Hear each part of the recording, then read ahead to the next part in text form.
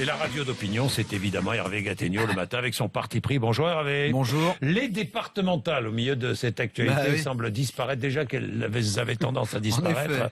Alors là, le parti pris d'Hervé Gattegno ce matin, votre parti pris, le grand perdant des départementales, c'est le département. Mais pourquoi dites-vous cela?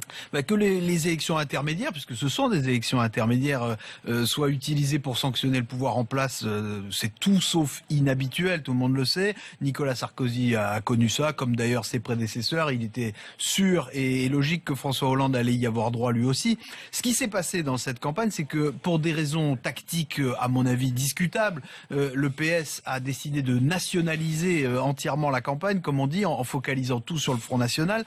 Et la droite a suivi parce que finalement, jouer à la fois sur l'impopularité de François Hollande et sur le rejet de Marine Le Pen, c'était plus facile et probablement plus rentable électoralement que de proposer des politiques originales dans chaque département de France.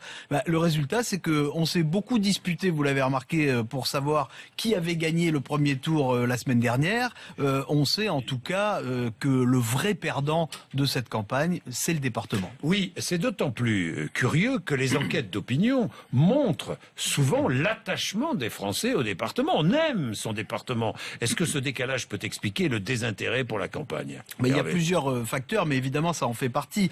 Si la campagne avait plus abordé les questions locales, probablement que plus d'électeurs se seraient sentis concernés. Pour ce qui est de l'attachement au département, il faut remarquer qu'il est inégalement ressenti en France. Il y a un fossé, non pas entre la gauche et la droite sur ce sujet, mais entre les zones urbaines et les zones rurales. Dans les villes, on se moque à peu près du département. Dans les campagnes, c'est beaucoup plus important. Le Front National ne s'y trompe pas. Il est le seul parti, Marine Le Pen l'a beaucoup répété, à militer pour le maintien du département. Ça lui a permis une campagne plus cohérente que ses adversaires, qui sont tous peu ou prou acquis à la disparition du département. Et ça donne aussi à Marine Le Pen l'occasion de faire une campagne plus cohérente que ses propres campagnes européennes quand elle fait élire des députés européens pour combattre l'Europe. Est-ce que le gouvernement n'a pas commis une erreur en annonçant d'abord la suppression des conseils généraux, puis en reculant, en les transformant en conseils départementaux à quelques mois des élections? Oui, ça c'est sûr que ça n'a pas pu contribuer à faire de cette élection un enjeu politique important.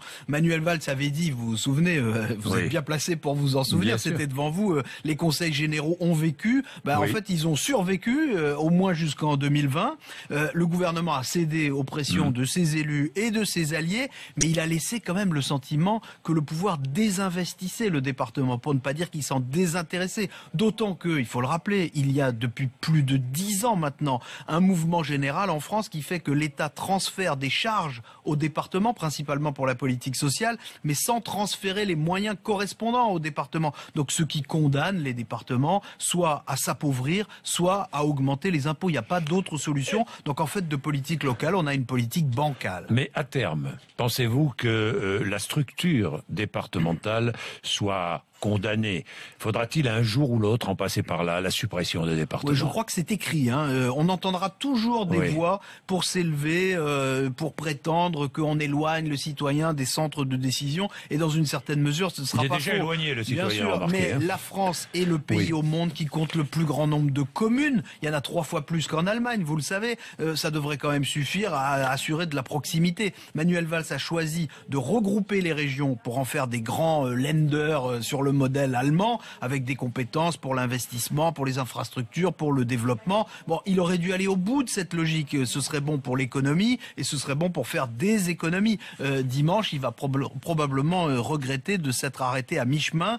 Si le Parti socialiste avait supprimé les départements, il aurait évité à la gauche de les perdre. Merci.